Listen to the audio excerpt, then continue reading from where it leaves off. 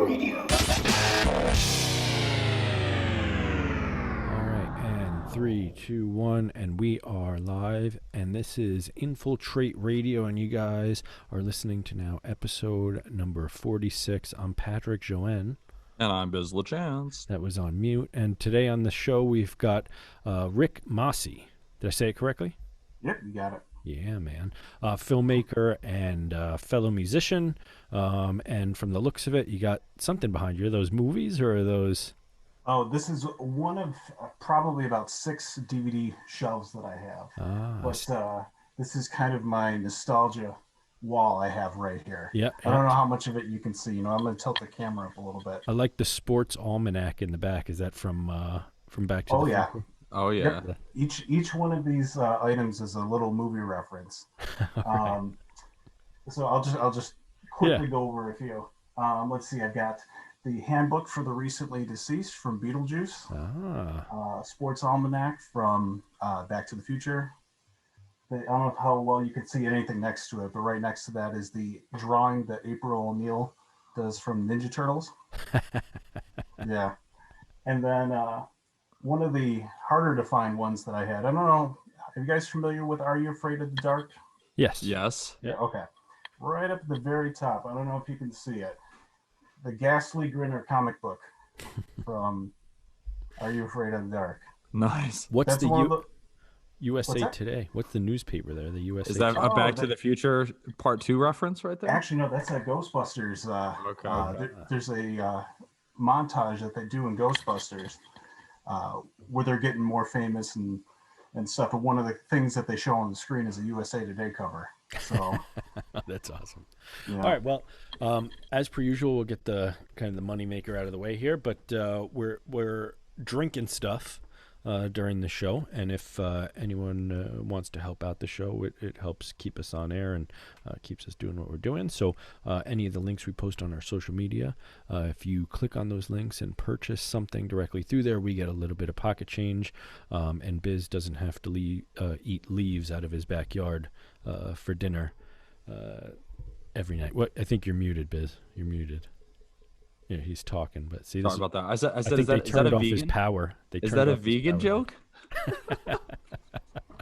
Yeah, I mean, you can't eat squirrel, right? You can't go out and get a squirrel from your back. Even if I could, I don't know that I would by choice. So, Rick, as per usual, we start with our guest. What do you got drinking over there? Alrighty, I have mint lemonade, Wegmans brand kombucha, which I love. I love this stuff. Yeah. I like to. What's that? Do you do like a little shake? Do you do a turnover like an Orangina or no? Yeah. Oh, with this? You know what? I haven't tried it yet. I did make the mistake of actually shaking this really hard once before opening it because it's got, the stuff on the bottom and right Yeah. at me. Is it carbonated?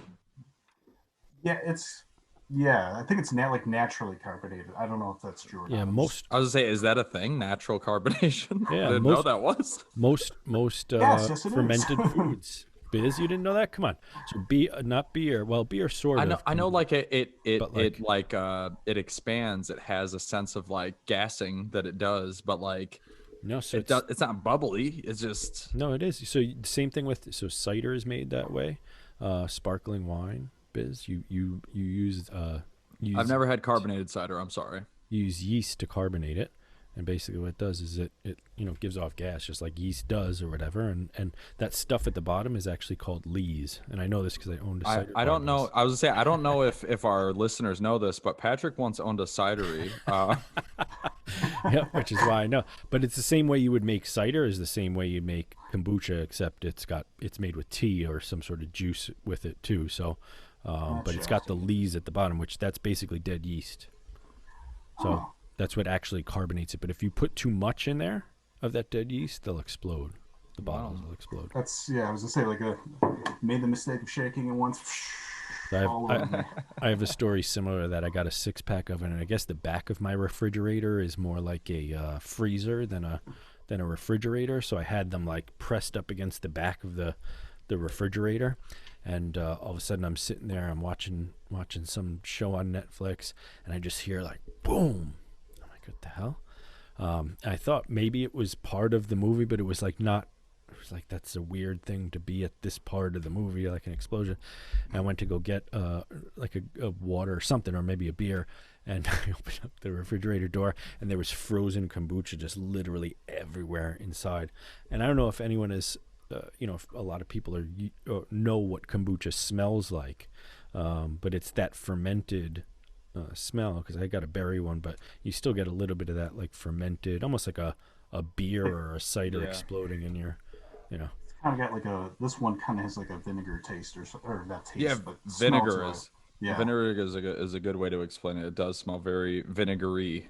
Yeah. So then it exploded all over my refrigerator. It was terrible to clean up because it like was frozen, and when it exploded, obviously it doesn't do it in a neat way. So it's just like on everything. I've had bottles explode in the freezer before. Like if I'm like, oh, I got a beer or something, I throw it in the fridge. I forget about it, and then all this, then I got to pick up glass and it's a mess. You ever let it happen in a car? No. That's terrible. Speaking of cider, one day I was doing a TEDx like workshop, so it was for TEDx Rochester, and my bar was actually doing a thing on how to make cider at home, like alcoholic cider.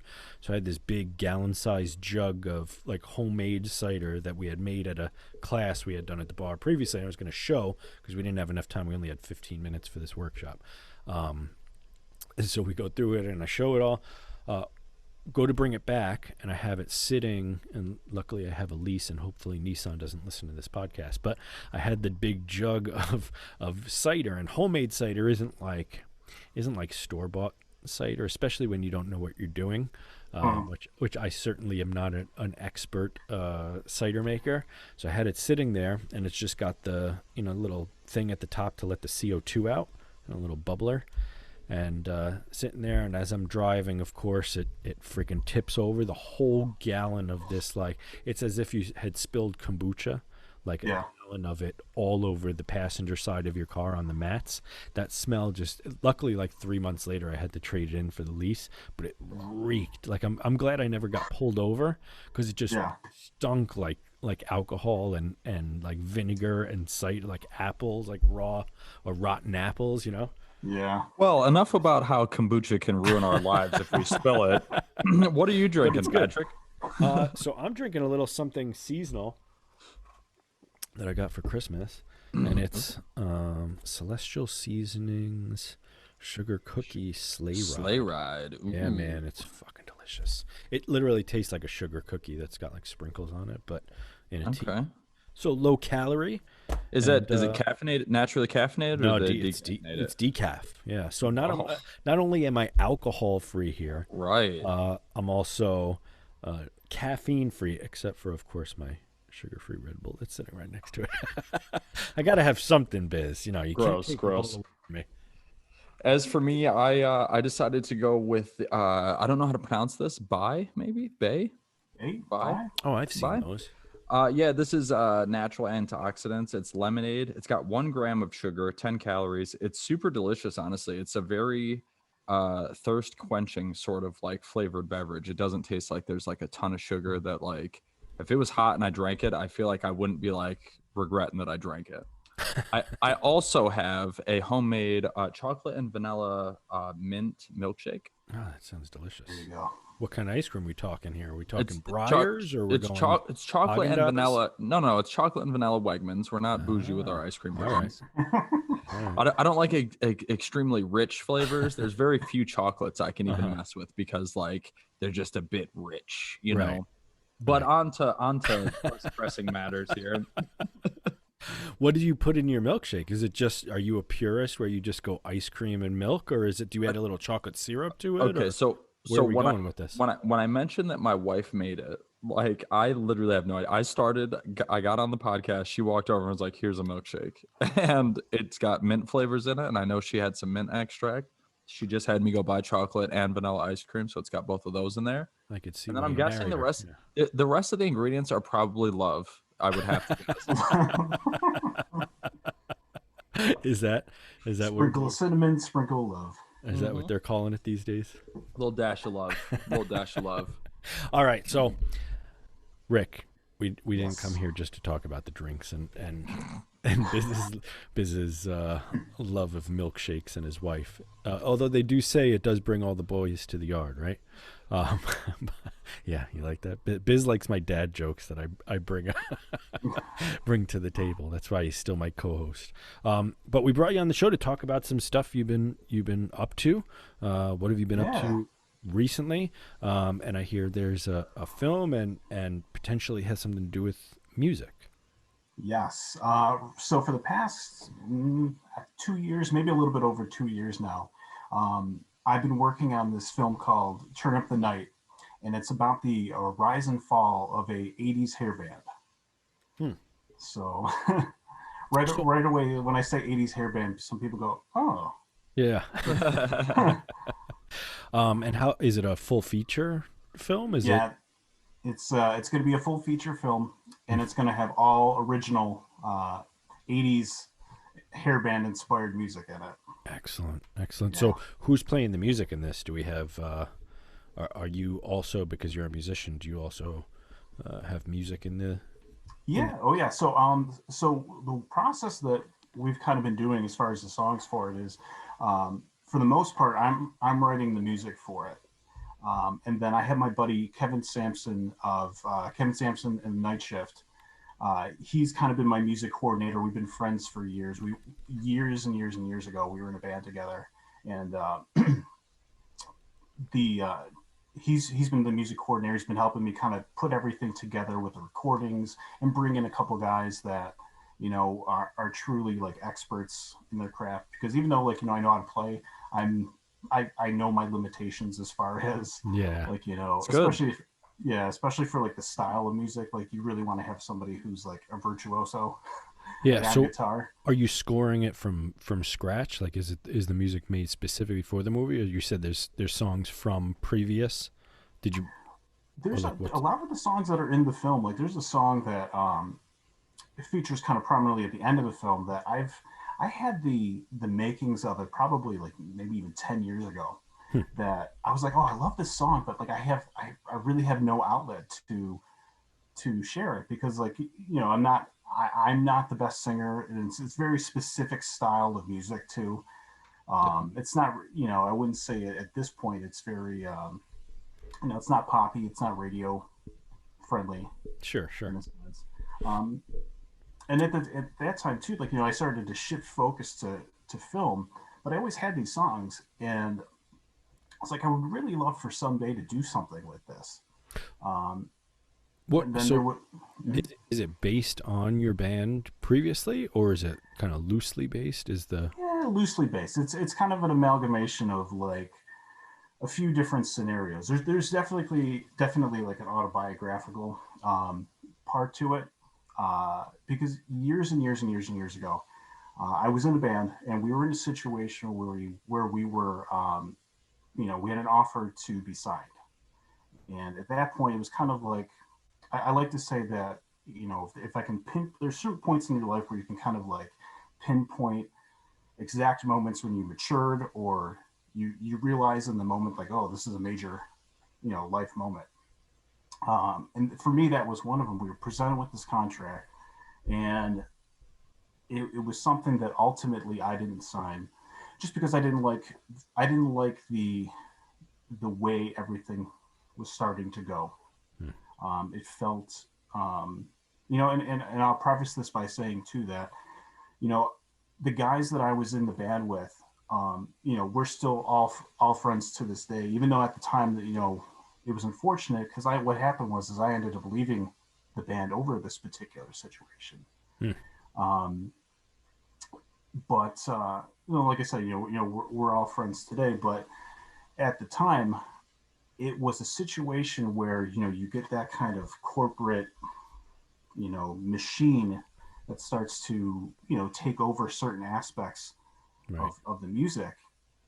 And I just remember, I remember specifically there was one moment when I was in a practice, we were practicing the songs and, kind of going through the motions. And I remember sitting on my amp, and I had sunglasses on. And I just remember just, unprovoked, just tears started to come down my eyes. Because I was like, I fucking hate this. Like, I hate this. Like, I hate that somebody who, isn't a part of this group, that has no idea about, the relationships we have and the songs and all that stuff, is making me hate my passion. Hmm.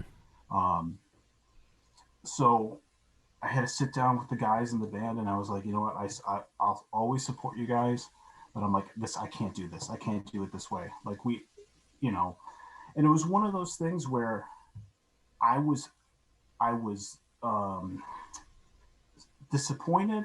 I was a little, I don't want to say pissed, because pissed out of disappointment, I guess I'll say. I was pissed at them, like, how could you guys go through with this? Like, we have other options. Like, there's so much that we could possibly be doing. This isn't our only avenue for this.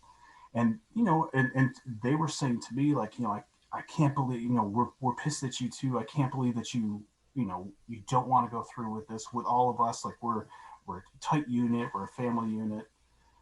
And, you know, years of, years have passed. And, um, I think both of us at the time, or everybody who was involved in the situation at the time, probably made the decision that was best for them in that moment. I don't regret, you know, the decision I made not to go ahead with it. Um, but large parts of the movie are based off of that specific moment in time for me.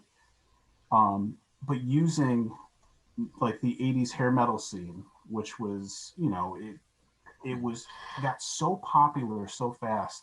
And then it got to a point where it got so kind of cookie cutter that, by the time the grunge came around, it was almost gone overnight. Yeah, when we had So, talked about that too, like the changes of it. So what, like from decade to decade, how music? I think it was last week we were talking about it. Like us needing one of those to come, yeah, those every 10-year bands that just kind of change the face of what's yeah. going on. But but how did you make the transition from music to making films, especially a full length feature? I mean, typically there's some short films before that, right? Where Yeah, you learn I hate doing this, or I want to do more of this, and you end up doing a feature. What were you into film before that at all, or like? yeah. It's funny. It's because, like, as I think back on it now, film has always been like a big part of my life. I You can't know, tell go, by the trinkets behind you that. exactly, exactly. But it was one of those things where I never really realized that it could be something that I could actually do, or something that I could attain, Hmm. because I thought you had to go to a certain school, or you had to, move to Hollywood. You had to do all these, I mean, I didn't know any better. I had taken a handful of classes at school.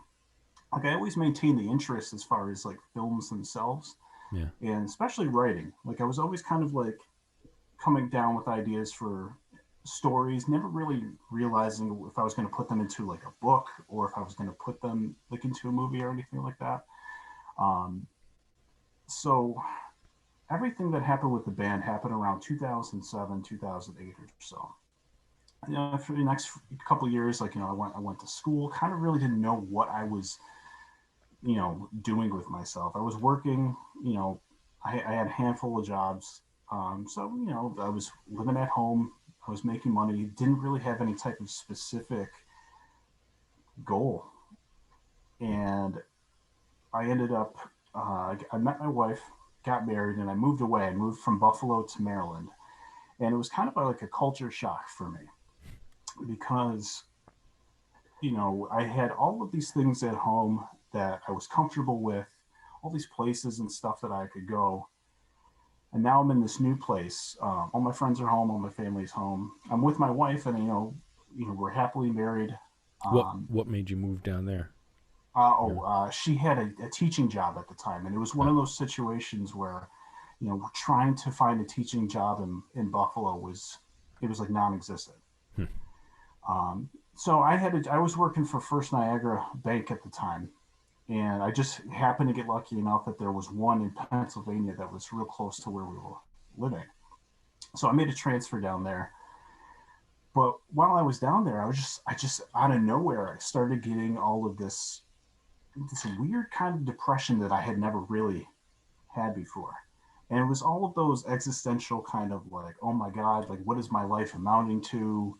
I'm in this job that I hate. I'm, X amount of miles away from all my family and friends. There's nothing happening for me here. Like nothing's going to happen. Like if something were to happen to me, if I died today, like what would you say? Like those real kind of deep existential kind of like, depressing type of life questions. Um, so this went on for about probably a year or so, where I was just kind of in this funk and just kind of going day to day, doing the routine, working at a bank. It was something that I didn't really care to do. And no offense, of course, to anybody who works at a bank or anything like that, but it was just it just wasn't like my style. Yeah, it kind of seems So working at a bank kind of seems like it would be difficult to have a passion for working at a bank, right? exactly, But I mean, and I think it could be that's done still. I mean, you can't really make much of an influence as far as like, oh, I thought this might be a better way to handle the world's money. Let's try to implement I it. mean, You know what I so mean? like, It's let's say you help get someone a loan or something for something. I mean, there could be points there could be and small wins. those are the moments too, like connecting with people counting like the that. cash in the safe and swimming in Yeah, it like Scrooge Duck. Sorry. but no, but like those were the things, like connecting with people, like that was the best part of Hmm. like working at a bank. Like I got to know the customers and I enjoyed like the people that were there. Like occasionally you'd have somebody who was kind of a jerk, but for the most part, everybody was nice. The people that I worked with were really nice. It just wasn't. It was just one of those things where like every day I come home and it was like the exact same situation every single day. Let me ask you this: before you worked at that job, did you have that same sense of, um, I guess it's like dread of future you not amounting to your potential, right? So it's like, Right. So okay. the funny thing is like not exactly, because I was always like, all right, like I'm still young enough. I can figure this out. You know, doors will open. You know, kind of had that really optimistic, kind of carefree And just outlook. timeline wise too, you said that the band was before you moved to Maryland, right? Yeah, Okay. yeah, and it was and I was still kind of doodling as far as the music goes. I was writing songs for other people. I was trying to keep it active. Um, but at the same time, though, too, I was like, I really don't want to go through the whole process again of,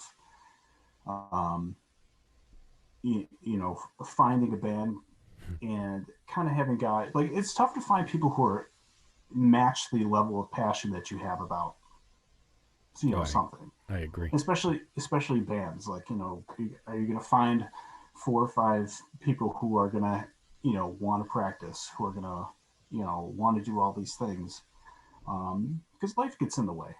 Uh, And then also on top of that, not only want to do it, but then also have the skill and the potential work ethic that all exactly. matches each other. And That's always my big issue is finding people that have similar interests with similar like work ethics or work passions. I yeah, and find a then lot of just people that schedules love too. it. Right. Oh yeah, that's I mean that almost never lines up, so I just don't even worry about that, you know. So, but so you were kind of writing some songs, and then you're in Maryland, and I've definitely had those moments too, where I'm sitting at a job, and I'm like, what the hell? Oh yeah. What am I Yeah. doing right Just, now? Even just just moments in your life, you contemplate on it. Um, and how did you end up? Because you're now back in Buffalo, right? right. So, So this was all 2012 into 2013, and I would have these long commutes from work. We lived in Maryland in a town called Northeast, but I worked in Kennett Square, Pennsylvania, which is like I think it's the mushroom capital of the country or something like that. It's uh, Fantastic. yeah, they have all these types of mushroom farms. That's like their big thing. And like for New Year's, for example, instead of a ball coming down, they have like a mushroom uh, getting Cringy. dropped. that's great. but Does it smell very musky in town? It's, you know, as soon as you hit the sign for where it says like Kennett Square, there's like one road that I would take to work every single day. I think it's called Route 1, in fact.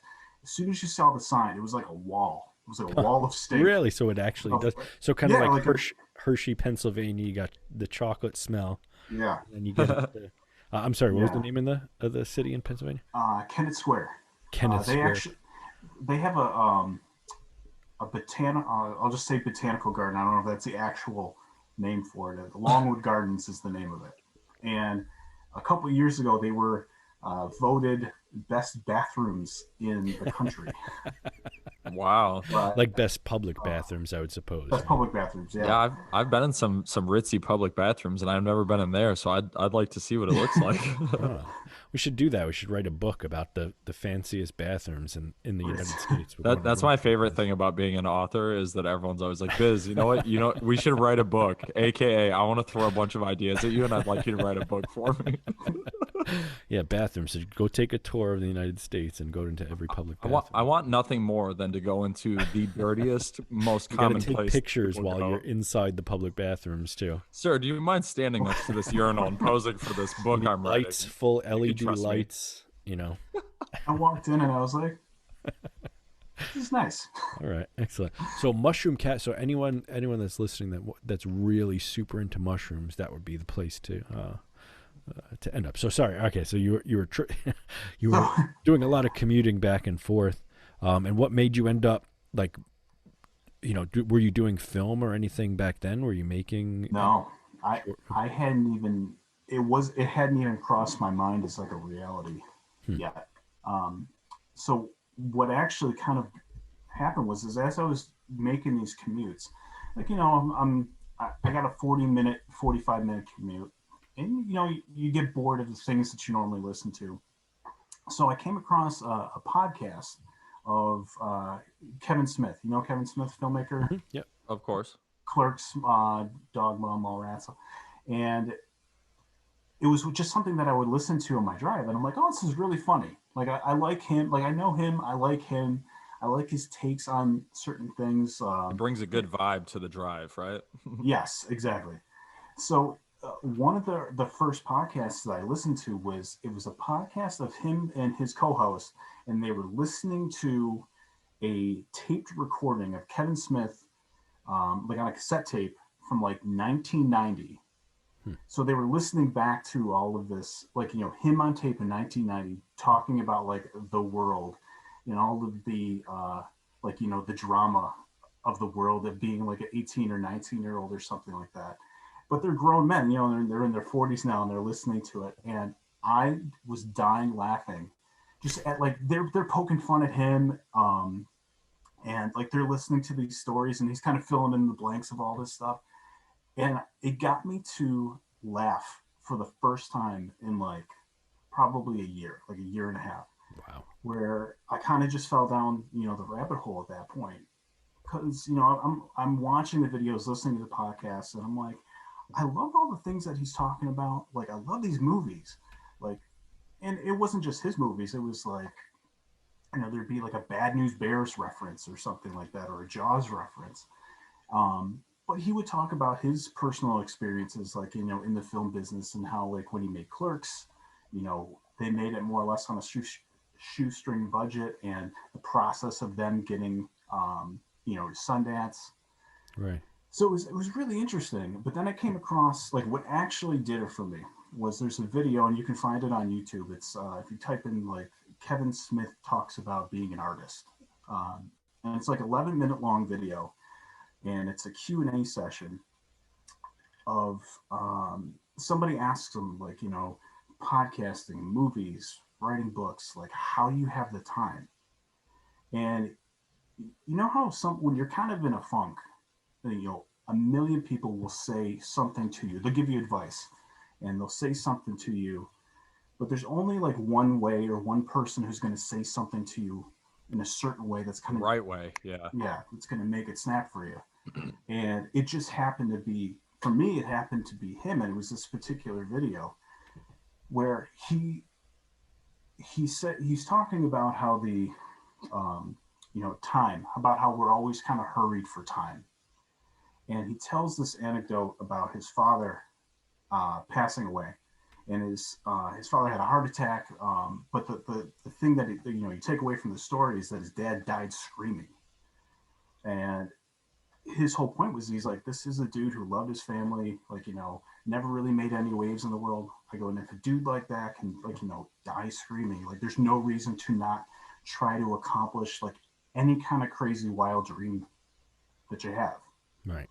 So it was one of those things where in that moment I was like, holy shit, like I needed to kind of almost hear it put in a morbid way to kind of make it, make it real, turn it into a positive thing for me. And I was like, you know what? I love movies. Listening to this is one person's path of how they did it. Maybe I can try to create my own path to doing that, which is, kind of what I did over the course of 18 months. This was in 2013, in November 2013. Actually, I remember the day. It was unfortunately the day that Paul Walker died, because that was the big news at the time. My wife and I, coincidentally, were living in a part of Maryland which was about an hour away from where they shot Clerks. So we got in the car, kind of did like a little, day trip pilgrimage kind of thing to go see where Clerks was shot.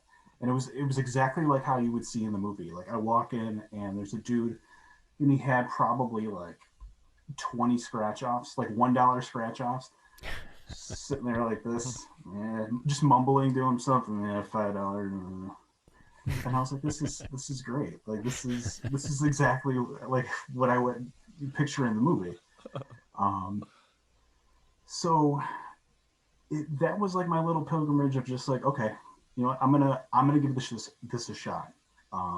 But the important thing for me was like I had to kind of put it out there that I was going to do it. Like, hey, I'm going to post this on Facebook and say, hey, I'm going to try this.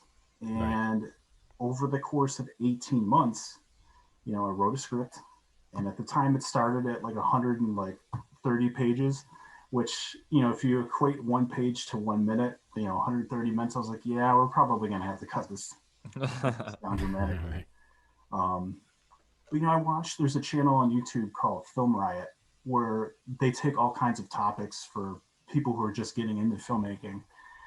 And I just, I watched the videos. I was like, holy shit, like there's so much that goes into making a movie that you don't even think about. The right lighting for the situation. Proper sound. It's funny you bring up lighting, because like lighting is one of those things that even something like a flashing light usually is not a flashing light. It's someone standing there with a bounce, moving it quick enough to make it look like it's little things that you really would never expect manpower to go into. Yeah, there's a couple of points before you go on about what you were saying that I kind of want to emphasize, because it's something that I find interesting, that the moment of like seeing, like you said, it's morbid, but I don't think it's morbid. I think it is what motivates us as humans, and a lot of people don't get to the point where they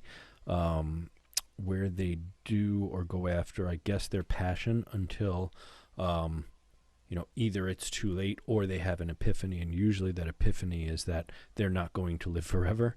I've heard a lot of like creatives and people that are like out just doing their passion and what they want to do, and are the happiest, are the ones that realize that it's fleeting. You know what I mean? That eventually you're, like you were saying, what Kevin Smith was saying, his dad's on his deathbed screaming, and probably not necessarily just from pain, but maybe, hey, he didn't do what he needed to do in the short time that he was on earth to do it. And I think that's super motivational for people to realize, because that kind of happened to me at an early age in a dream I had, that I was suffocating. I was in this room, no windows on it, and I felt like I was dying. And I had to like deal with the fact that I was dying, like emotionally, and all this stuff. But I was like 13 years old when this happened. And since then it's been like me constant, like I know that I'm going to die, but not in a way, like I don't think about it constantly. I'm dying like in a morbid way. It's just knowing that this time is short, and so I've got to accomplish everything I want to accomplish before then. There's not a lot of time to to be wasting in it. And then I guess the second thing I wanted to bring up about what you were talking about there was like the time in between. So you're driving right from your house or your apartment or whatever to work, and during that time, those podcasts, right? Like Kevin Smith. I mean, he's not Steven Spielberg, right? Right. Yeah. Kevin Smith. So he's like, in the middle of the fame, I guess, category. You could probably still get on a plane and not everyone would recognize him. But not that, I guess, Steven Spielberg, maybe Steven Spielberg people would, but like the fact that people have certain levels of belief in them being capable of doing the things that they want to do. And sometimes it takes people talking about the way that they've come up. So stories, like you said, of Kevin Smith, he's like listening to some cassette of when he was a young kid talking about this stuff. And he probably sounds like a young kid, I'm going to make this movie, and lo and behold, he does. And it becomes, a kind of a cultural icon of indie film.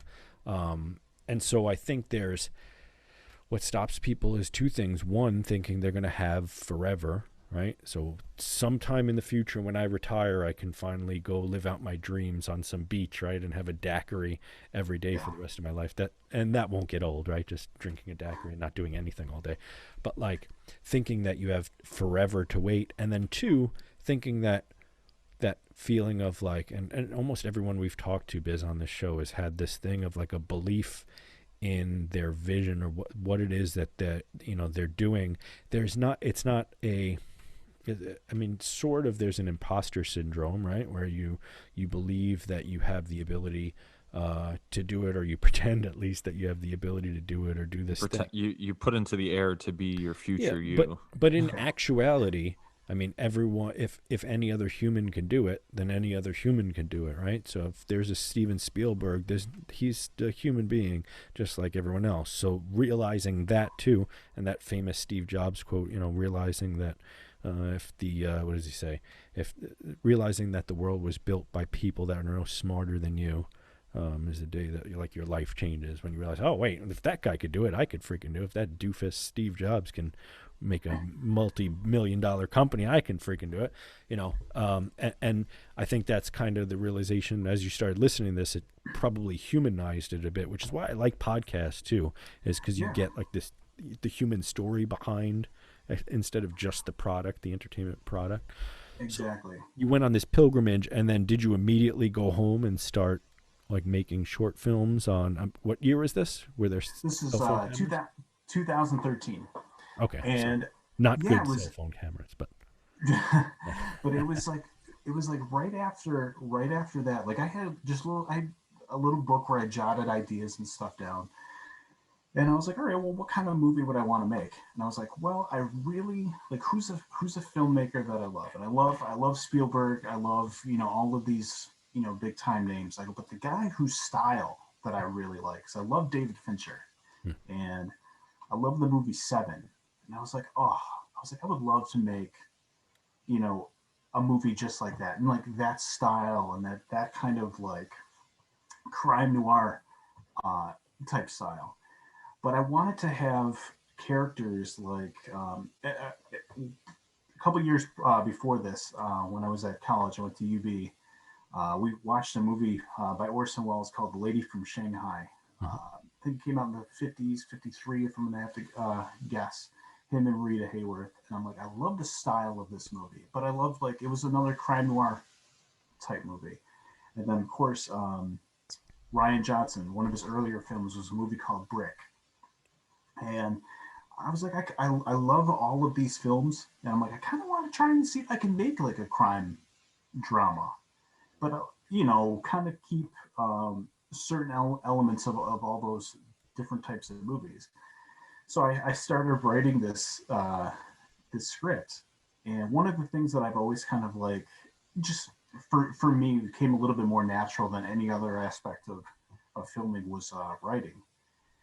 And it probably took maybe 3 or 4 or 5 months before I got it to where I was like, oh, like I think I could film this thing. And then of course, like, another 4 or 5 months later when I actually start getting a casting budget, I'm like, well, maybe I can't film this thing. I go, we'll just, Right. we'll film this other little thing. But Let me yeah, ask, I mean, can I ask you okay. a question on that? Because sometimes people, um, a lot of people's thought is, I want to write a book, or I want to write a movie, or I want to write a, I don't know, a short story or a short film or whatever the case may be. And kind of like what Biz was saying, like everyone comes to him as, because he wrote a book, right? Like, hey, I have this idea, right? And I've been contemplating this at least the last few days, 3 or 4 days, about the difference between, everyone can have ideas. There's lots of people that have ideas about things. And then there's execution. And then there's people who can execute that don't have the ideas, that employ the idea makers. And then there's those individuals that have the ideas and can execute. And what the difference is there. And I think that where a lot of people get hung up when they start doing things like writing a script or writing a book or whatever, they get partially through it, or they have the idea of this is what it's going to be. They write a few pages, and either they don't have the consistency, or in order to keep going, or sometimes they have this bulk thing out, and they're never able to say it's done. Right? They have this thing. It's just I think constantly being worked on, or it's got to be this or that before. Like, for instance, before you start filming something, you have to say the script is pretty much done.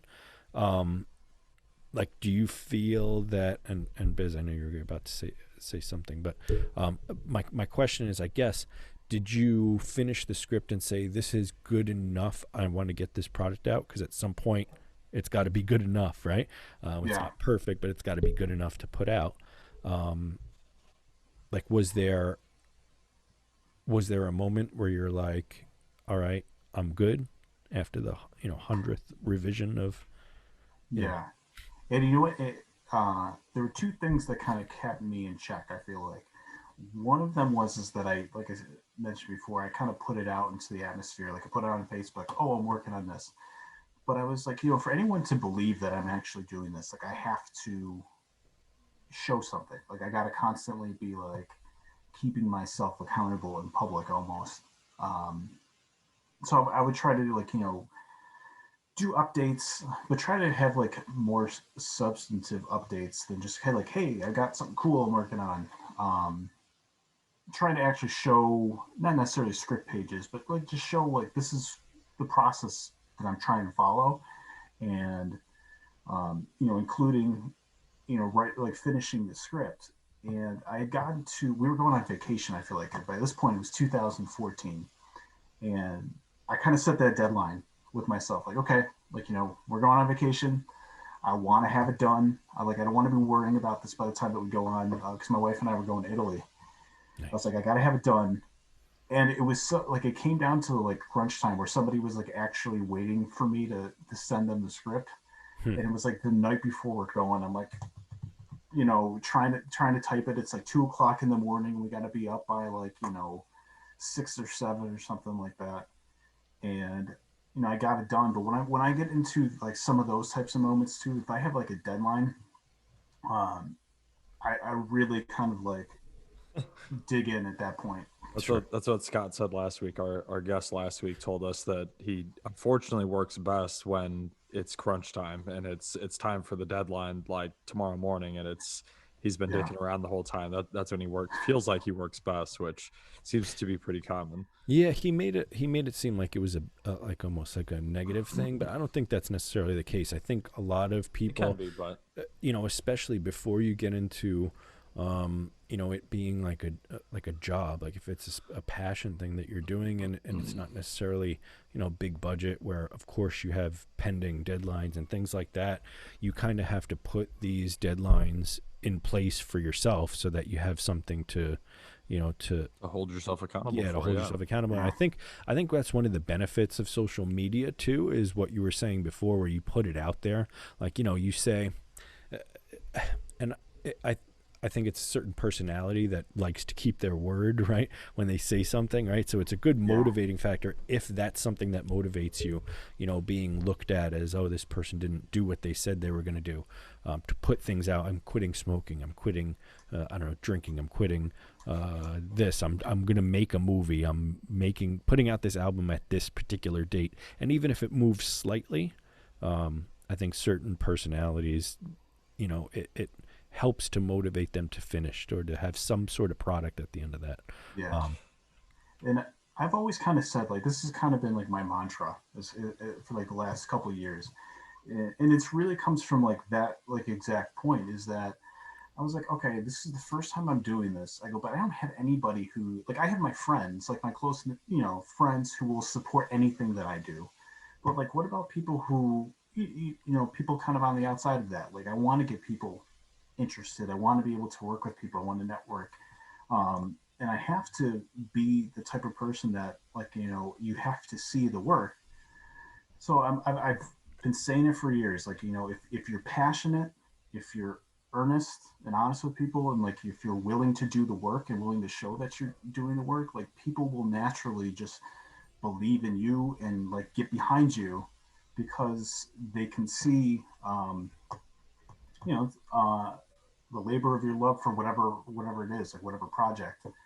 And people, I feel like people are attracted to that type of, that type of like mentality of I'm gonna say that I'm gonna do something, and then I'm gonna show you how I do it. And I've kind of always been, as far as the filmmaking goes, is I like to share as many updates as possible. Like obviously I don't want to spoil the film or anything, but like, hey, here's a behind the scenes thing of like what we're doing, like, and not you know people behind the scenes. And we got this band that we're kind of featuring in the movie, like check out their stuff too. I think that helps for when the film actually is released. People that follow that journey along the way, they're the people that then turn the film into a cult classic. You know what I mean? Like the people that were closely I would say like in Kevin Smith's circle and in everything when those films were being made were probably in the similar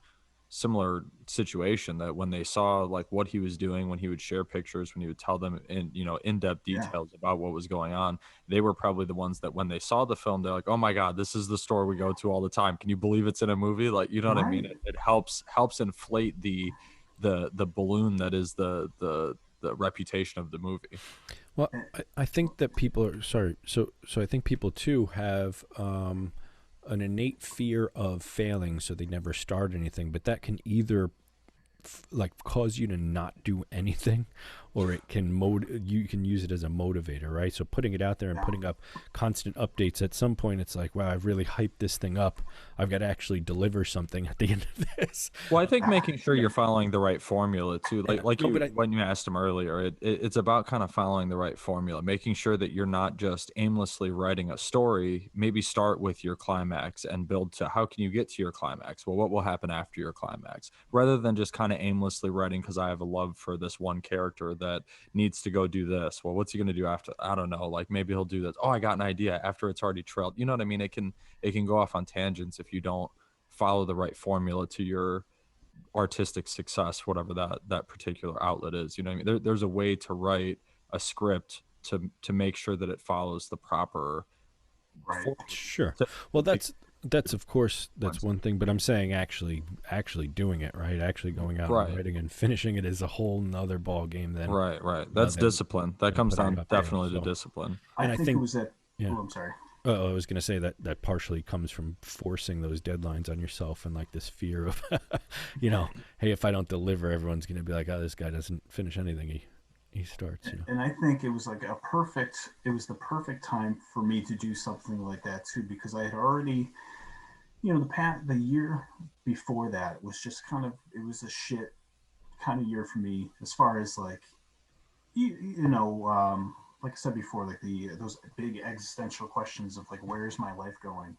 And like, thinking about mortality and all that kinds of stuff. And then kind of hitting that moment where I wasn't necessarily worrying about that so much anymore. Like, hey, I kind of came to terms with the scary part of it. The scary part is, hey, eventually someday we're all going to die, but I do have kind of a say in, the road that I take to that point.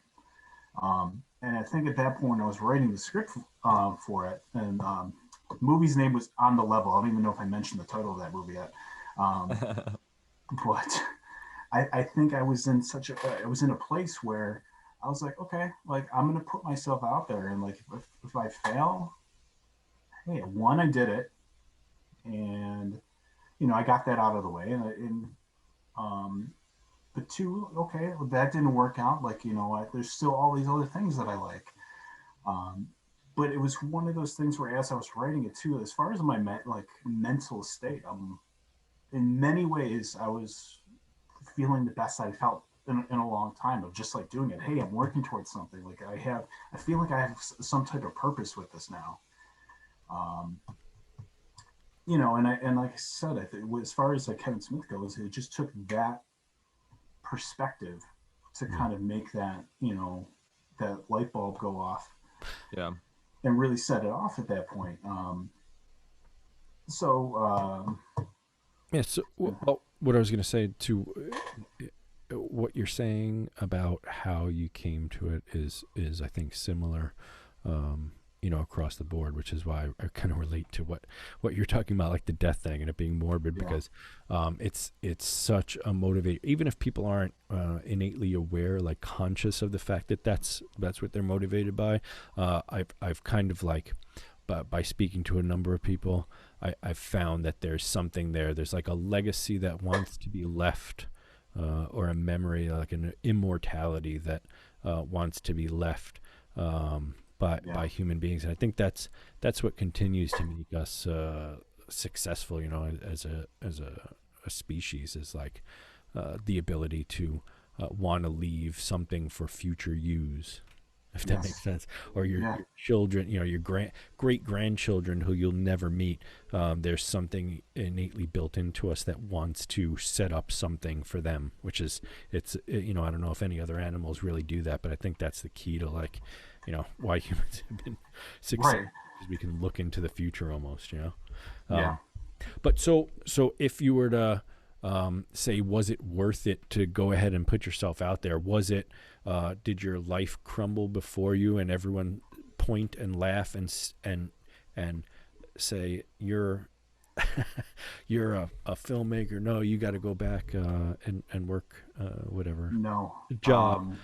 And no, I'm making light of that, because anyone that's Yeah, listening that is stuck in a situation like that, like, what's the worst that's going to happen? You go back and you continue to work your job, right? But at least you've done what you think is something that would make you happy.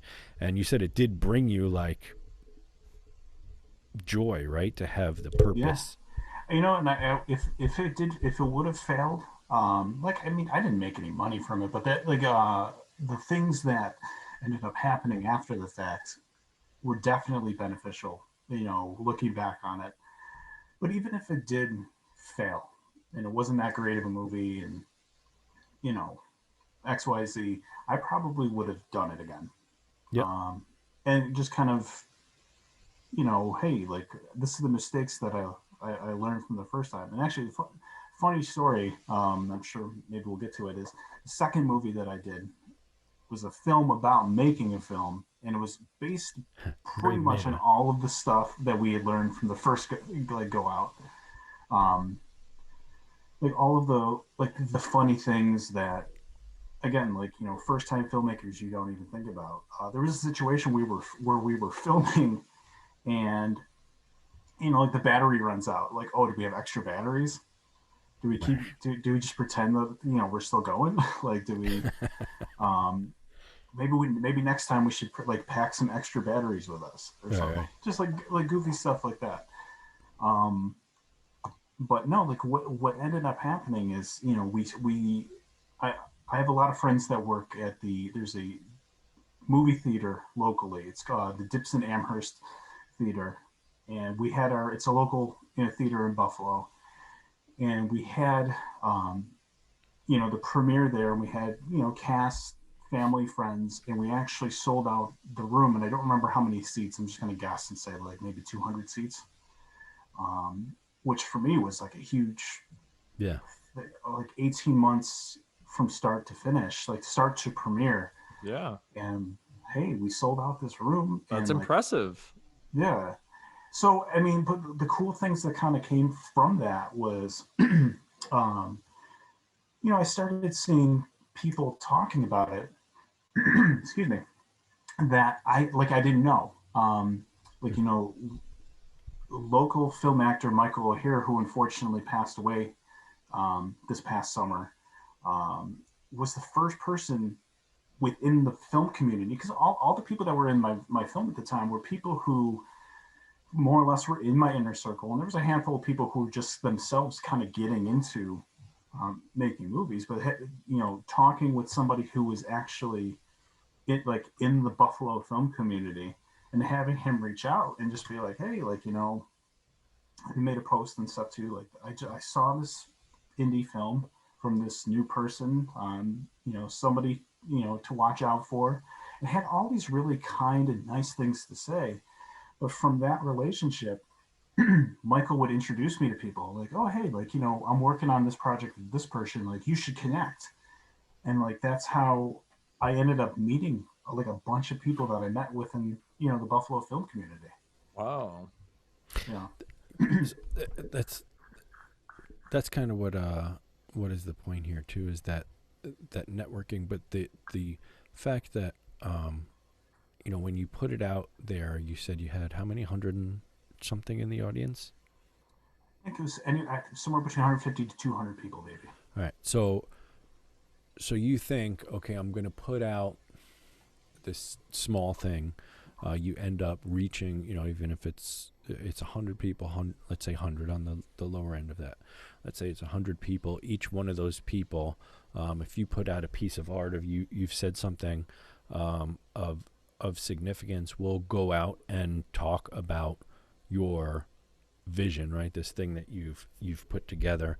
And let's say each one of them has 5 friends, and they talk to 3 out of those friends. That's 300 people, and maybe out of those, a third of those people go out and see it, right? Or download it or whatever.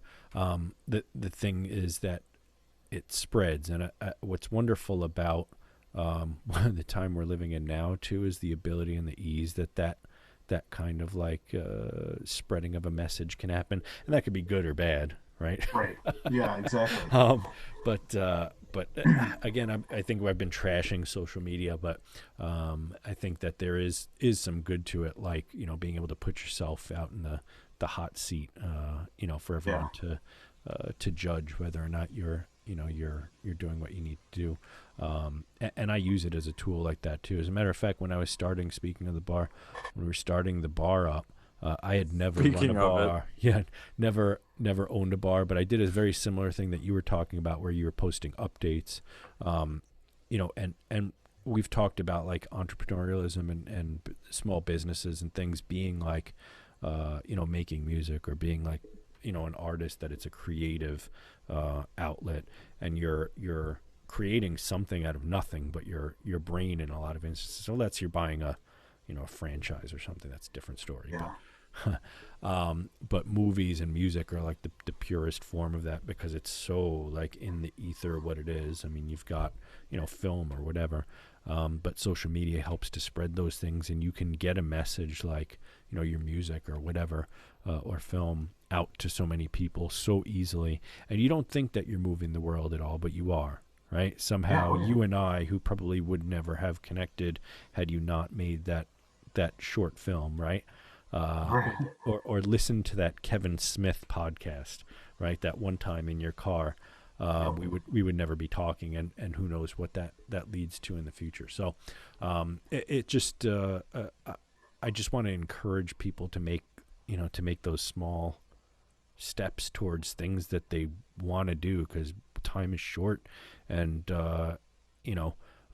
had you thought before that Kevin Smith podcast, I'm going to be making feature films in the future, like go ahead. Yeah. I was saying, I've got a story to bring this all full circle. So 2015, Kevin Smith comes to Buffalo, and he's at the Helium nightclub, and he's doing, Q&A at a show. And if you know anything about Kevin Smith, like he'll talk for 3 hours, but he'll answer like two questions.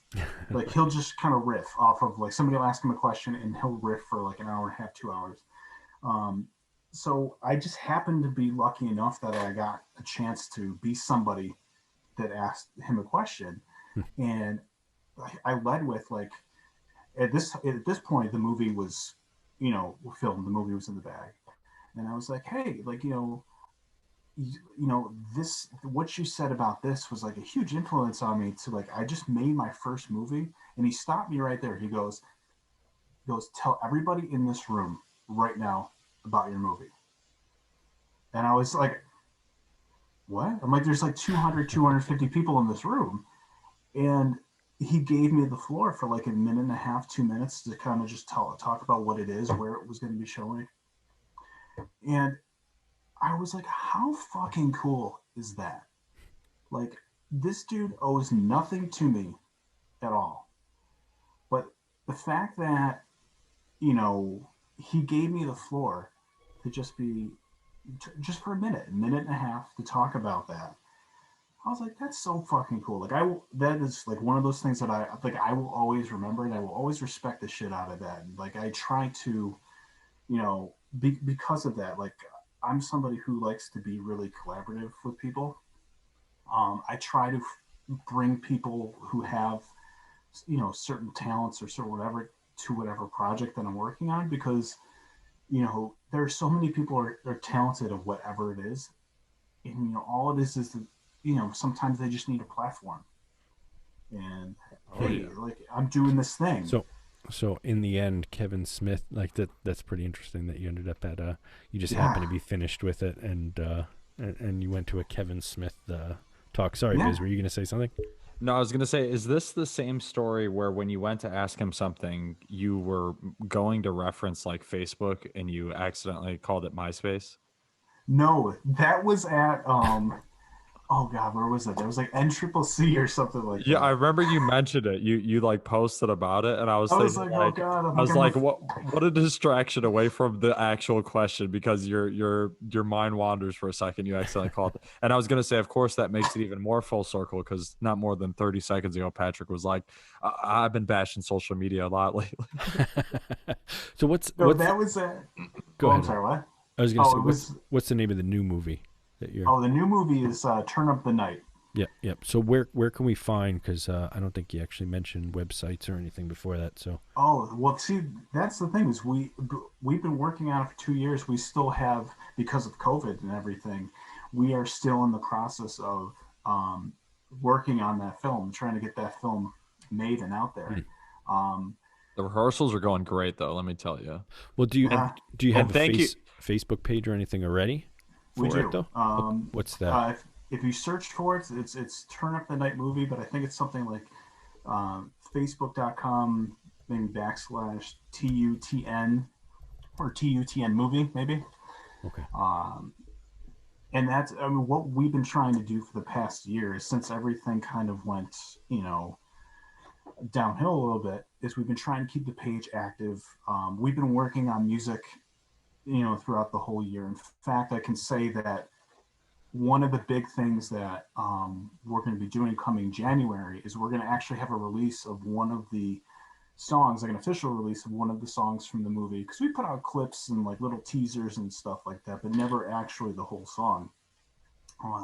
So come January, we're going to have an actual clip of one of our new 80s hairband songs. All right. Well, I'll find the Facebook page. I'll post that. It is facebook.com/TUTN movie. All right. And they're also on Instagram. You can search Turn Up the Night Movie, and it is the same logo as the Facebook. The part of the goal for this year is because, a large chunk of the movie involves sets with, a great number of people. If you're going to shoot a concert scene, for example, you need to have X amount of people, or if you need to shoot a party scene. And it really kind of just killed our plans to film it. And it was one of those things that very early on, I think we actually made the call. I mean, right up until before the shutdown, like we were still making plans to film this, and it was like the week of the shutdown, we were like, writings on the wall, we're going to have to postpone this because if we want to try shooting in May or June of 2020, there's just no way. There's no way that it's going to be safe for anybody. And there were so many things at that point too that we didn't know. Man, 6 degrees of separation too. Like on the 13th of Friday the 13th in March, when right before the shutdown, I was actually working side by side with Mallrats star Jeremy London. Oh yeah, that's right. Yeah. So it's funny. But Oh, yeah, man. so I mean, it's something that we've been working on. We're excited because there's big plans to. I mean, if there's any silver lining to this past year, is it gave us some time to extra prepare for things that maybe early on that we realized that stuff wasn't working, and we were trying to force some things that that weren't working. To give you some time to kind of focus in on the kind of hone in on problem areas, hone in on things that we actually were like, oh, I'd like to feature that more if we could, because we weren't getting enough of that. But just kind of refining everything in a way. And I'm sorry. Well, I was going to say I'm excited to see. Is there a trailer or anything? You said there is small trailers out there. Well, there's some recent teasers that actually have a lot of the different segments of the music for it. So you could go on the page and actually, if you click on the page, what's pinned towards the top is about a minute and a half of one of the songs from the movie. Oh, nice. Okay. And that's the song that come January, we're actually going to release a full mixed mastered version of in its final form for everybody to hear. I can't believe it's going to be January next month. Holy I know. Next month, more like 3 days. Like, yeah, I know. A whole year is. I feel like I was in New York City, February, like the end of February, and it was all this stuff was just kind of. It feels like years ago. The U.S. I was like, oh man. I think we were joking about the hand sanitizer. Like people were starting to really get, like, yeah, obsessive about the hand sanitizer at that point. And I remember I judge time from when Tiger King came out. So. Wow. Yeah, that does seem like a long, long time ago in the days before. Oh, it's kind of like what's an interesting thing. Have you guys done this at all? Have you gone back on your phone and looked at the last normal picture that you have before the shutdown? No. Well, I mean, I have looked at pictures, but let me see. So what do you mean by normal picture? Because I don't think I have many of those. Normal picture in the sense of like, when COVID wasn't necessary, because like you said, like almost in a sense where we kind of brought not weak, but there was a sense that maybe this wasn't going to hit the U.S. Maybe this wasn't going to be as big of a deal. And then all of a sudden, almost overnight, things shut down. And I look back because my wife's birthday was the week prior. And, I've got the last 2 photos that I have on my phone from March, like right before what I would say, like, the major shutdowns where, we were going out for her birthday. I've got a picture of me and my son out to breakfast. And I was like, man, a week later, things completely change. Yeah, looking into my gallery, the last normal photo, quote unquote, was taken on March 14th. It's a picture of my daughters hanging out with a couple of their friends at a birthday party in a bowling alley. Yeah. Unheard of at the end of 2020. Yeah, that's what I'm saying. It's like I got a picture, like I said, with my son in a restaurant. Yeah, and no masks. So not a mask in sight. In January, I was at the Grammys in LA. Oh, really? January 26th. Yeah, Patrick doesn't like to toot his own horn, but he's a Grammy-nominated artist. Not Grammy nominated. I was Whatever. up for consideration. Well, shut up. That's awesome. But what was the so like February? It was I was March flying. March 13th was the Friday. By that 16th, I believe, like the start of the week was the 15th, I believe, and everyone was joking about the Ides of March and whatnot. That was pretty much when it started. So February 11th, I was in Florida. So I always say Man, like you were that Sunday, traveling everywhere getting it, spreading it around probably. You jerk. February 16th, I was in New York City, so I was the seed there. What is this? February 24th, I was in Newark, New Jersey. All right, I'm sorry, Rick. So What that's were you around the saying? time. No, but I was just saying like that's I don't remember how we got onto this specific thing, but no, I was just saying it's just weird that when you consider how much time has passed, Right. we are approaching a year, and in some ways it's like I think back and I'm like, does it feel like a year? In many ways, it's oh my God, we're approaching a year, but at the same time, like um, again, silver lining. I was in a position where I was still working in a bank in the beginning of 2020, and I hated it. It was one of those jobs that was affecting my health. And I don't know if you guys have ever been in a situation where you're being kind of like gaslighting is happening by an employer, and you realize that you think a certain I know I'm an intelligent person. I know I'm a nice person.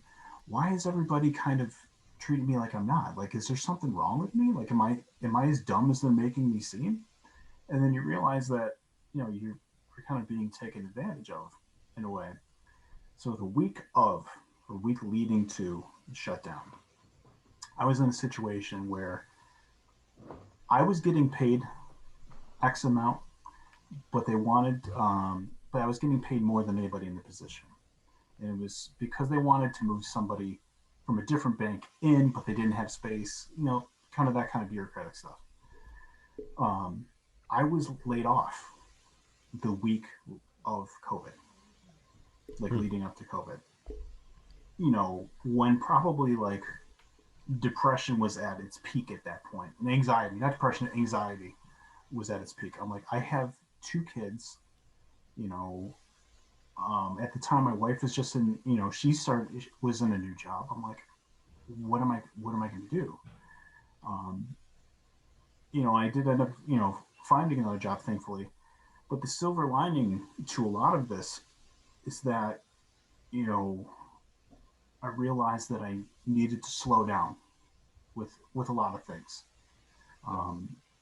Trying to, from the movie to life to jobs.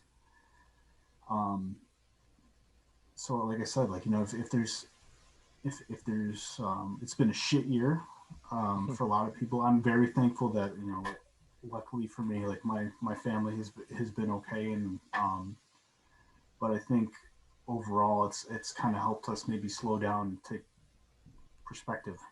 Yeah. Which leads us to, because I know you mentioned being laid off, and there was recently the bill. So maybe we'll get into Biz's news corner here real quick, and we'll talk about just some current events that are going on, and your thoughts, our thoughts on it, and hit it, Biz. You're gonna have to bear with me here. My speaker turned off. Every time. That was it.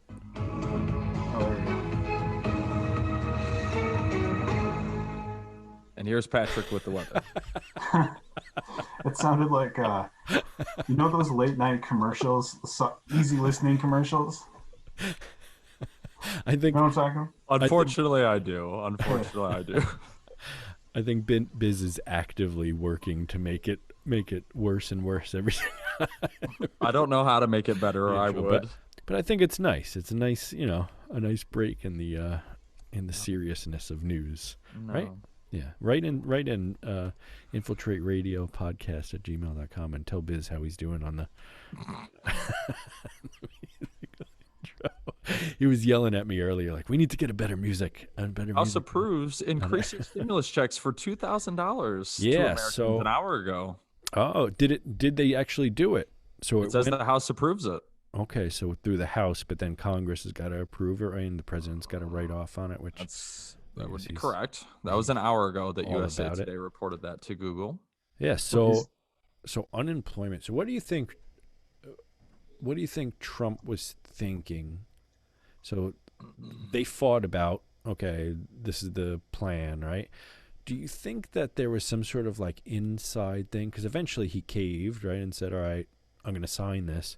Do you think there was some inside thing, like the Republicans were like, look, we need to pretend like we're being fiscally responsible, but really we want to get this money out?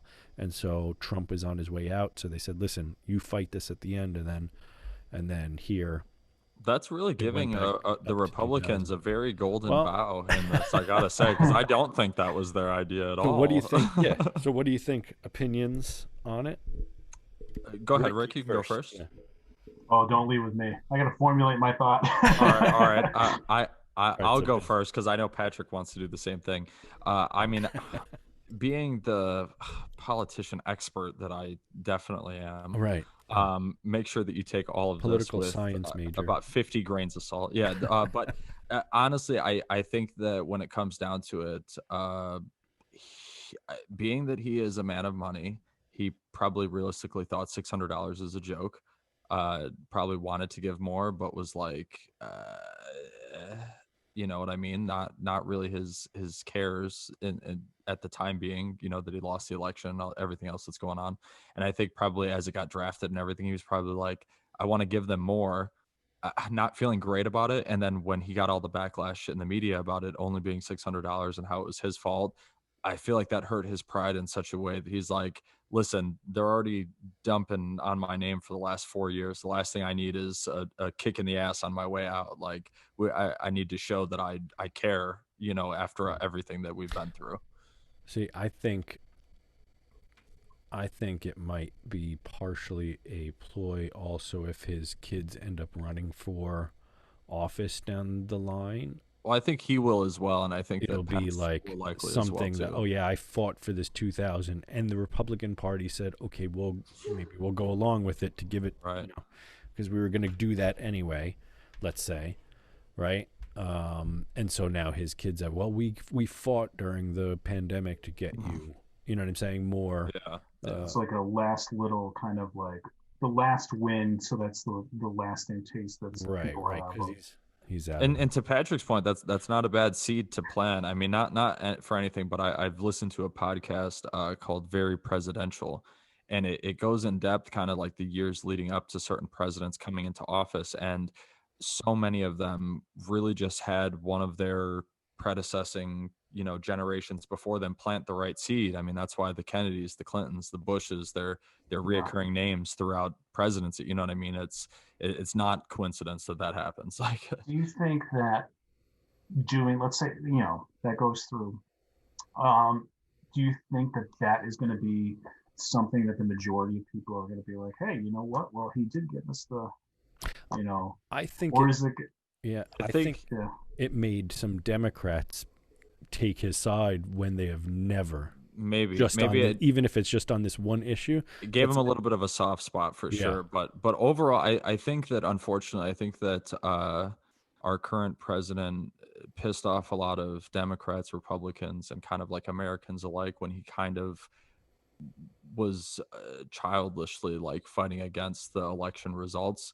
Like I knew a lot of like Trump supporters personally that were like, you know, just so like taken aback by it, that they're like, I mean, I still support him, but like, let's see what happens when someone else comes into office for a couple of years. Like, you know, they're like willing to let him go now that he like kind of made a mockery of democracy and the way. I also wonder if it's not necessarily a smart political move by him, but something that comes about because he's no longer having to run for office and appease to a Republican base. And he's back to like what got him kind of running up the ranks of the Republican Party by just saying whatever and going against all the Republicans. And this might be part of a ploy to build back up.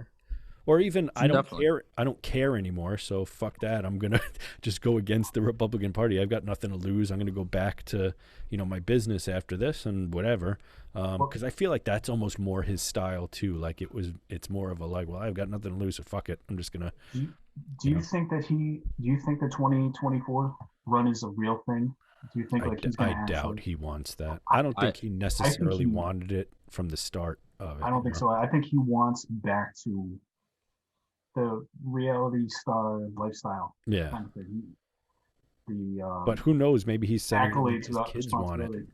Like I said, maybe it's something to Yeah, I sell. was say I'm a little undetermined. I think honestly, what's more realistic is that Pence will probably come and be the strong Republican candidate. I think that early on, like much how like we had Kanye West as part of the 2020, I think Trump will probably make an appearance in the 2024.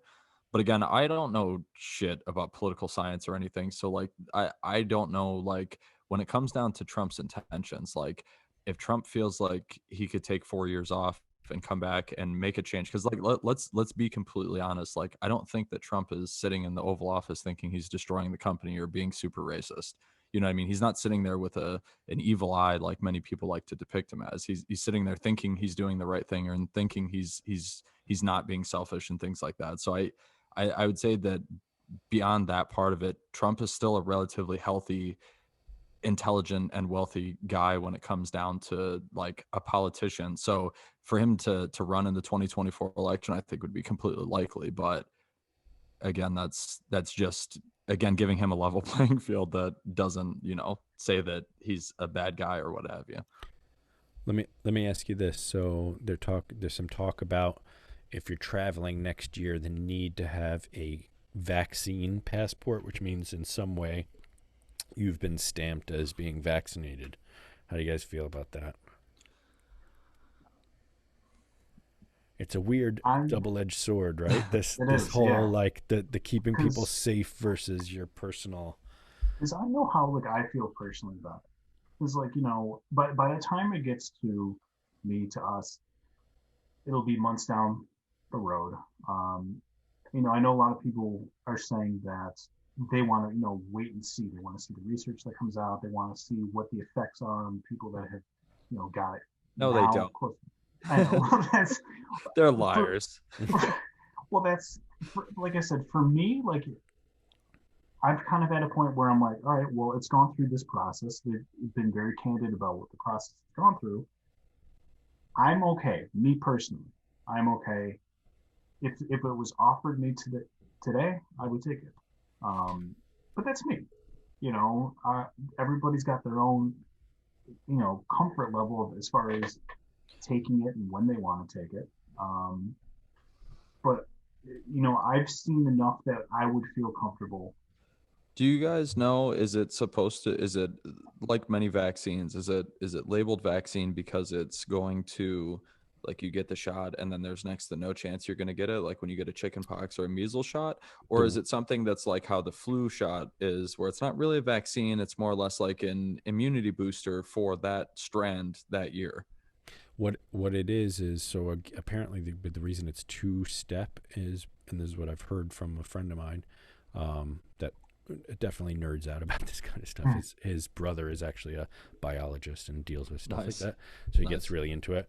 But the first shot is kind of like a blueprint that tells your body how to attack it, and then the second is like the thing that a piece of all like changed DNA that is Right. identical to what the COVID like So it sounds like it would be more like how a would be. vaccine is rather than just kind of like a booster to ensure you're not going to get It kind it. of like trains your body to kill it It's off. Which, if that's the case, like like I said, I'm not one to be against vaccines. Not that I'm against the flu shot, but like Here's I think where people and on the social medias, hmm, I'll talk like an old man. On the social medias, I think it's easy for people to like say, oh, this is evil. It's very black and white, and these people are stupid. These people are not stupid. yeah. But I think there is some legitimate concern about the slow eroding of liberties and freedoms, right, within our country. And I think that's where the vaccine, anti-mask thing is coming from, why it's so like passionate from people, is because it from their point of view seems like freedom is a beach and the government is the waves crashing up on it slowly. There's some quote that I can't remember now where they'll slowly take away these things, like the NSA. Just let us a little bit into your life, and eventually you wake up and you're in a in a prison camp somewhere.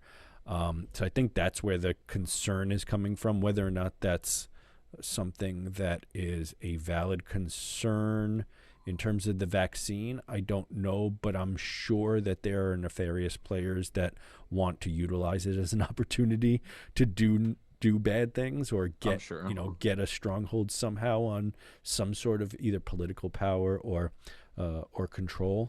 I'm definitely going to get the vaccine so I can go out to a freaking restaurant because I really like being around people.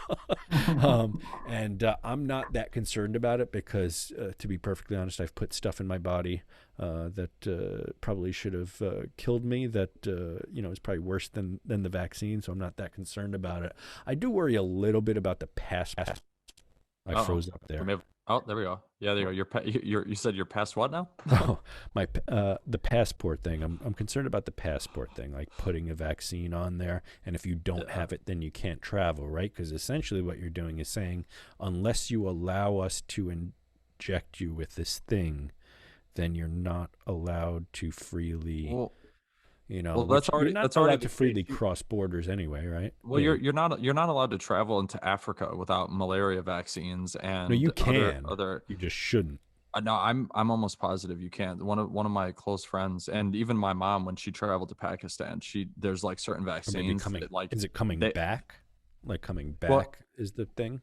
Well, no, that's what I'm saying, because of the fact that because she's American and she's going into an area where these diseases pretty much run rampant to the point that they're like so basic and so common to the people that live there, those certain shots are required when an American goes there, because of the fact that something that's so common would completely destroy her immunity. You know what I mean? It's one of those sorts of things. But I know it's not every country in the world.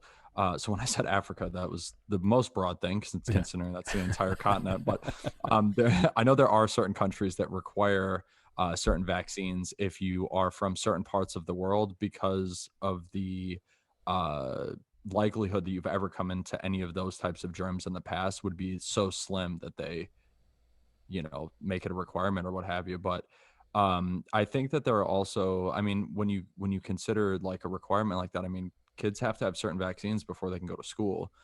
And you know what I mean? Like when it comes down to it, I mean, like the vaccine things are kind of like a crazy situation, because I had a tetanus shot within 10 years of getting injured. And even though I knew the exact date of my tetanus shot and it was within 10 years, they still wanted to give me another one. My mom has had multiple like measles vaccines that have been like boosters, because when she's been checked to see if she's gotten it, they're like, well, we don't see it in your system anymore, so we have to give you the booster again. So like, everyone's body burns and breaks materials down differently. I feel like to be so against it or to be so for it, I mean, like it's an interesting time to tell people go do your research, because there's so much crazy misinformation out there that if you're too gullible, telling someone to go do your research, you're telling them to believe autism is caused by vaccines. Like, you know what I mean? So you have to be careful about that. Like, and that's the thing, is kind of having, I feel like, and this is, broadly across a lot of topics, having one opinion that sways a certain way, the natural assumption, especially if it's on social media, we'll just say, is that, let's say you have a second's hesitation as far as the, getting the vaccine for whatever reason. Yeah. You're immediately labeled, anti-vaccine, right, which is not necessarily the case. And it's unfortunate. Like you said, there's a spread of misinformation. Not only that, but the level of hate you get just for being like, hey, rather than wholeheartedly jumping in with both feet, I just have one question. They're like, oh, you're a hater. Everyone's got to label you a hater. Do you see this hater over here? Like, right, exactly. Like, that's why, like, this is a different topic, but I know somebody asked me like my political views, and I'm like, well, I'm Democrat, always voted Democrat. I'm liberal, probably more than most people. I go, but I'm not the type of person that I'm just going to cancel you because you have a different opinion. Right. I would rather just be like, oh, that guy's an asshole, and then I think there's a lot. Go on my day. Yeah. I think there's a lot of nuance lost in today's arguments, especially with the way that it goes about on social media. Like, it's very one-liner. This is the talking point. This gets put on, and who knows how much of that is reinforced by just Russian bots and stuff trying to reinforce this. Like, always Russian. Other countries make bots too, Patrick. No, just Russia. But who knows how much of that is like emphasized or continued by that sort of thing too. There's just bots online that continue that. I think there's a lot of room, and hopefully we're moving towards that, because I'm seeing people talk in this way a little bit better, or a little bit more now, like having some gray area in what they're talking about, because there is something to be said even with the mask thing, right? Like, it's a stupid thing to kind of take a stance over, that like, I'm not going to not wear a mask in a supermarket, right? But there is also the side of it, like, okay, if you give them an inch, who's to say they're not going to take a mile, which has been how the government plays its game all the time, right? From years and years of experience, people know that, like, yeah, the government, if you let them take a little bit of your paycheck, they're gonna try and get a little bit more and a little bit more and a little bit more. And so I think there's a legitimate concern there, in terms of that, whether or not this is the thing to stake your political point on, an illness that is killing people. I don't know if this is necessarily the arena to play that game in, but I don't think it's necessarily from stupidity. I think it's from a place of experience where they don't trust, Well, I think when people say like everything can be political, like you hear that and it's like, yeah, I guess it could. Like, everything could be sexual, everything could be political. But then, like, in the real world, when people are like, it is political whether or not you wear a mask, whether or not that person's life should have been taken or not in the street. You know what I mean? Like, these aren't really political topics, and they become political because people's level of passion and people's level of the opposite of receptiveness to things being just a little bit different than you may perceive them, or different than you want to believe they may be. You know what I mean? I think it's very American to say, you're not going to tell me what I'm going to do. You know what I'm saying? Like, I think I mean, we are founded on, I'm going to go over here where I'm stronger than the other people, so I could beat them up, and I'm allowed to do what I want over there. Yeah. I'm just going to take their land and do what I want, and not worry about the laws that the king is setting up. I wonder if this had happened at any other time. Would that situation with like masks, would anything being political, but let's just say masks, would that be different? Would you have as much resistance to it? That's what I mean. Right? If in 2010 this happened, like, if the swine flu of 2009, like during Obama's presidency, if Obama came out and was like, hey, wear a mask, would we have a what seems to be a majority rule where most people are freaking out not wearing the mask? Like, at the end of the day, like, I guess it's unfair to say that it's a majority, because I would say it's maybe 1 or 2 out of every 10 people I see that won't, or refuse to, or make a scene about wearing a mask. It's definitely a majority that will wear it even if they don't want to wear it. Right. I think too, we're in such a privileged country in terms of, like, there's so much wealth here, and we're in comparison to the poorer nations in the world, that we have the luxury to be able to argue about something like that, right? Like, whether or not it's slightly infringing on your rights. And I think that I think that we're, I don't want to say blessed. I hate the word blessed. But like, we're so lucky that we're in a place where that's one of the biggest things to be concerned about. And I think we've talked about this before, Biz, about religion, like, going away, and Nietzsche saying, we kill God back in the day when atheism started to kind of come around. But I think people are also looking, there's a lot of these movements happening all over the place on every side of an issue, right? And it's so passionate. And I think people are in general missing meaning in their life, right? Which even us, like what we were talking about before, coming to an epiphany that you are going to die at some point is a good thing, because you can get stuck in the comfort of what you're doing. Let's say just going to a day job every day and you're making just enough money to pay rent and, go out to eat once in a while and do this sort of thing, but it's soul numbing, and it's not feeding, it's not giving you meaning. It's not giving your life meaning. Fulfilling that sense of adventure that you have. Yeah, and I think that right now, especially during the lockdown, where people don't have that day-to-day, commute to their job, where they're forced to be doing things, they're sitting at home just thinking about, where is my life? When they find something that seems to bring them meaning, they're so passionate about it. And then on top of that, have the ability to voice that on social media, where they have sort of an audience for it too. So it creates this, like a religion, which is what you see. Like, I think there's why you see it become so fervent, I guess is the word, so right? prominent, yeah. They're so like into whatever the particular thing is, even if it's more nuanced. They want to take this stance because it's like lighting a torch and going out. This is the meaning to my life. It's fighting against this. It gives some substance. There's been a number of times too, where like even myself, like just kind of being just like that. I've got to kind of rein myself back and be like, oh my God, like there's a handful of times throughout, the pandemic where I was just, I'm like, I gotta take a breather. I gotta take a couple days off of social media for a while, because, I'm very passionate about this, and somebody else is very passionate about this. And every time I go on, like, I feel like I'm constantly just arguing with somebody, and none of it's, in that case, none of it's productive either. Yeah. Yeah, man, I shut mine down in September. I've had a lot of people contact me and be like, did you block me? Like, I've made so many posts about how silly it is that people block each other. You should know I didn't block you, but no, we're not friends on Facebook because I shut it down. Yeah. But you know what?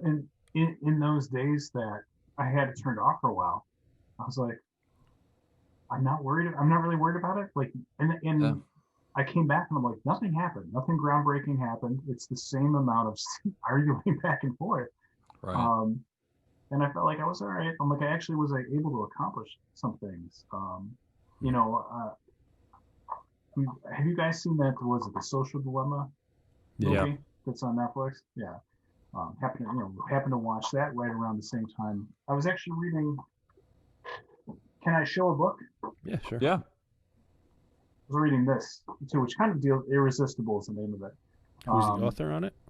Adam Alter is the name. It's the rise of addictive technology and the business of keeping us hooked. Essentially, it's the same concepts of social dilemma, but just kind of reading in detail, like like the way that all of these things are created exactly to keep us hooked. And there was like one piece of information in there. I'm sure I'm not going to have it completely right. But the amount of time that you take out of the day to spend on social media, on Facebook, and not just like looking at posts, but just to like watch videos, to bitch about whatever, it equates to almost like 11 years or something of your life is spent that. And it was one of those things where I was like, holy shit. 11 years of your life spent hating people and being upset over something that literally has nothing to do with you and that you are forcing yourself to digest. Well, but it was one of those things too where I was like, putting it in that way, I was like, all right, yep, I feel 100% comfortable with taking a step back. Yeah. On this. And I think what, Biz, you've said this before too about the social dilemma, how, because we actually talked about that on a couple of shows ago, maybe 2 shows ago, or maybe even on the last one. But it's, the symptoms are there. Everyone knows that there's something wrong with this thing going on, right? And I like talking to entrepreneurs and artists and that sort of thing, because there's some sort of a hidden happiness that and fulfillment that comes from creating or having a focus that you found in your life. Like, you, even if you're working a day job, if you're doing your passion, you can call yourself, let's say you're writing on the side. If you've written a few short stories, you're a writer, and you work at a supermarket, let's say, right? Like, you can be both those things. And I think that what people find when they start getting into their things, like their passions, and they're making things, or they're creating a business, is that meaning, like leaving their mark on the world. And I think it's tough for some people, and why social media is so hard to get off of is because a lot of people have yet to find that thing too, and it's hard to recognize that something's a problem when that's the only thing you have. Well, I think with artists and entrepreneurs, filling the emptiness of your. I think with artists and entrepreneurs, social media feels like the way we grew up being in front of our audience. And even if our audience is not engaging with us, it feels like, well, that's our audience. If we leave Facebook, well, how will I get a job? How will I impress people? How will I send my videos? How will I post my successes? Who's going to validate me? You know what I mean? It's created when I was getting off Facebook back in September, after a couple months passed, I had realized that, like, I've literally had a Facebook since January of 2007. I graduated high school in June of 2007. So I've had a Facebook longer than I've been free to exist in the adult world. Facebook has always been something that I've tried to impress or tried to include in my daily life my entire adult life. Like, you know what I mean? And at 31 now, I'm gone 3-4 months, however long it's been since September, without posting my thoughts to the blank void that's Facebook, without trying to educate someone on their level of ignorance just to call them ignorant, and they're calling me ignorant, and we're both at the same level of hate that I'm trying to prevent them from having. You know what I mean? It's all just so so terrible that I stopped like responding to people anymore. I'm like, I don't need to respond. I'll go, my thoughts out there. Like but even that I've stepped back from. But to what you were saying, as far as growing up with it, in a sense, I just came across a memory the other day, 14 years ago.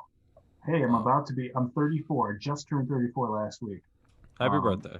Thank you. Yeah, but it was, I'm about to be 20 or something goofy just like that. And I was like, holy shit. Wow.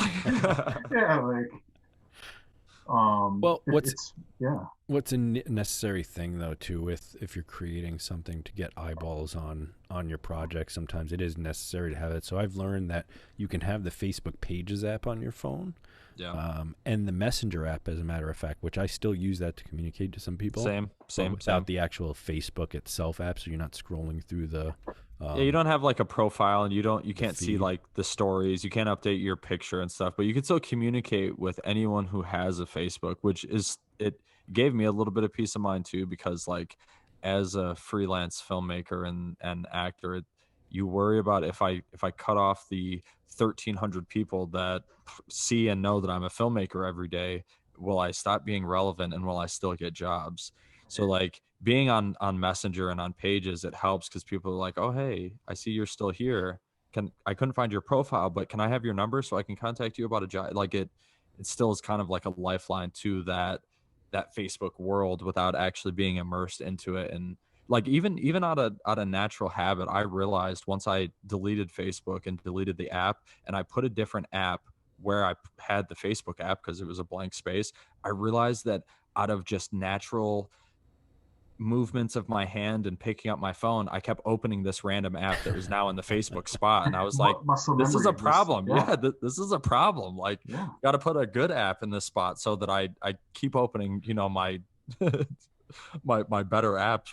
Don't put Amazon there. Don't put the Amazon app. I put Reddit there like an idiot and got addicted to Reddit for a couple months, but we're good. We're in the clear now. All right. Well, we're coming up on like an hour and 45. Let's end Biz's News Corner. You guys still got the music there? Of course, I still have the music if my phone would unlock. Come on. Bam. fucking sounds.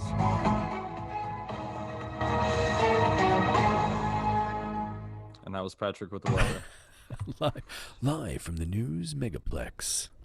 So Rick, let's give it one more time, where people can find the name of the movie that's coming up soon, as soon as it's finished, obviously. Yep.